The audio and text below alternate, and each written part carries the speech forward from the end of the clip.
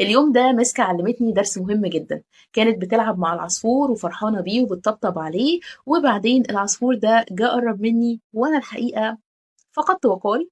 مش عايزة اقول وقوم جريت، ولكن بعدت واخدت يعني رد فعل لورا كده. فبعديها لما جه العصفور تاني يقرب منها، هي ما طبطبتش عليه تاني وبصت له بصة غريبة كده. اليوم ده بان قدام عينيا قد ايه مسك بتكون معتقداتها عن الحياة عن طريقي.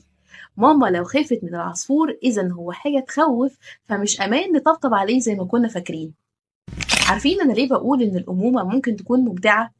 عشان هي فرصة ذهبية للإصلاح وتكوين معتقدات سوية عند الطفل ده قبل بقى ما نكبر ونحتاج نشتغل عليها لما نكبر. أنا أصلا شغلي كله إن أخليكي تتعاملي مع البليف سيستم بتاعك وتتشالنج البليف سيستم بتاعك اللي معطلك عن الشكل اللي انت عايزة توصلي له. ما بالك لما يكون عندك فرصة قدام عينيكي من البداية إنك تحطي المعتقدات الصح؟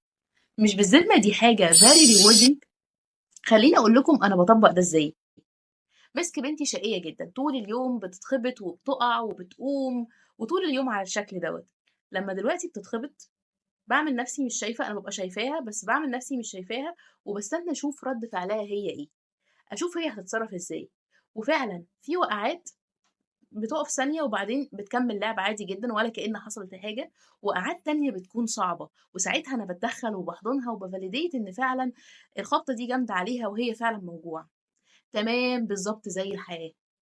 لما بيحصل كده أنا مش باشوف مسك وهي واقعة دلوقتي، باشوفها كمان 20 سنة وهي بتتخبط في الحياة اللي بجد بقى، وهي قد إيه شخص resilient وقادر يتعامل مع خبطات الحياة عادي، لأن هي طلعت في بيت بيسبورت ده. مش كل الخبطات هنقف عندها ونعيط ونحس إنها حاجة